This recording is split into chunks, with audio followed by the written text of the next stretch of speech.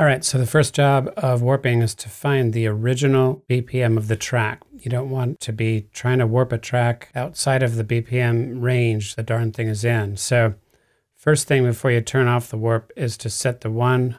I'm just going to go there, zoom up on this a little bit, and show you a little bit bigger of a waveform. And I want my one to be right in there. So I'm going to right click and say set 1 here. I'm going to erase that by double clicking. I'm going to go back to the beginning of the whole thing and erase the one that's down in there by double clicking. Okay, then I will say, I've already said set 1 here, and then I'm going to take the warp off. And so pressing the space bar is not going to help me turn this on. I have to actually press this button here. And before I do that, I want to show you that we need to map this to a keyboard, and mine is probably already mapped. So we can tell by doing Command K or Control K. And yeah, I have my tempo key mapped. So I'm going to unmap it to show you how to do it. I touch tap, and for me, I like the key that's right under the escape button right there. While we're down here, I want to also map two other things. This is going to help us move around the timeline. So I'm going to get this, and I'm going to do the key right next to it, 1. This, I'm going to do the key right next to it, 2. And follow is the key right next to it, 3. Okay, so wiggle sign, 1, 2, 3, all in a row, all with my left hand.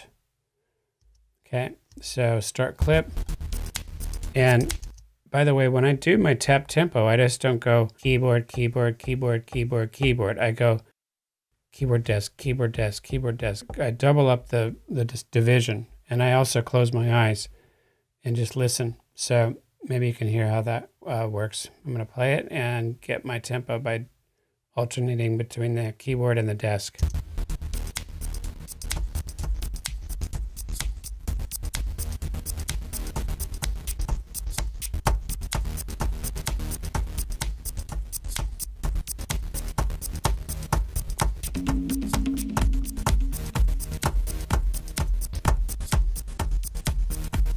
Okay, what's it say it as? 127.8. I'm just going to call that 128.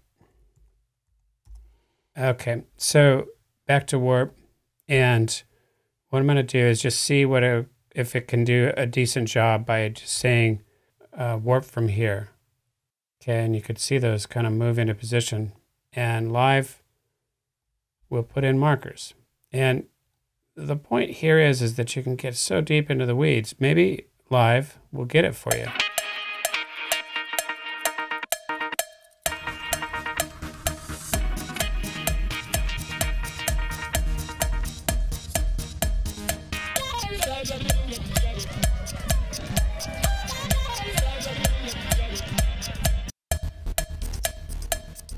Okay, so a couple things are happening. My start point is still at 1, but I want it to follow my loop point.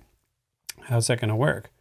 I can select it and just take my arrow keys all up right there and get it in the loop point.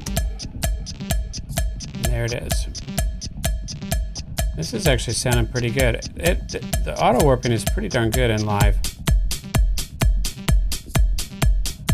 Get back to my other track here. I mean, I would say that's right on there.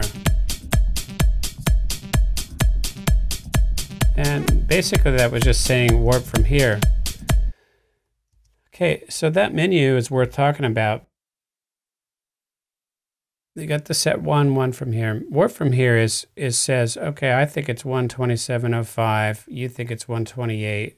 Give me a chance. Warp from here. Or warp from here, don't, start at 128. And don't give me a chance. Don't follow that. Warp from here straight is going to wipe all those clean.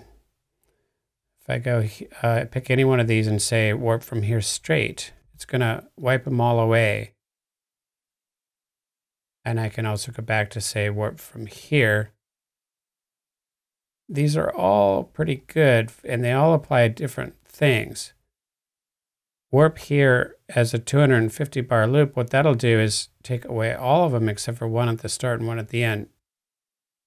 My experience is that rarely works.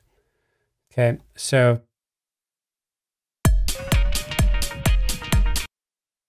I really like the idea that the computer would do this kind of work for me because I don't like it. So I always try to give Ableton a chance, and it's doing great.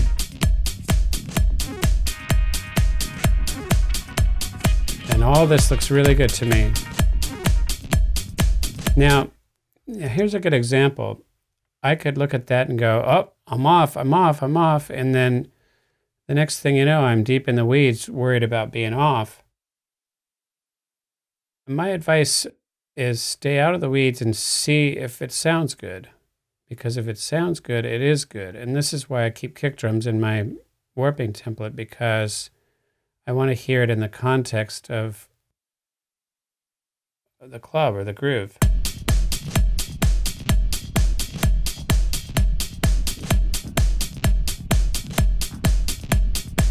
I think it's sounding pretty good. When you get down in here and you look and you see these little transients and you see the waveform and I'm getting off and all this stuff, you're looking at millions of little the tiniest parts of the sample. So stay up out of there and don't do it with your eyes, do it with your ears.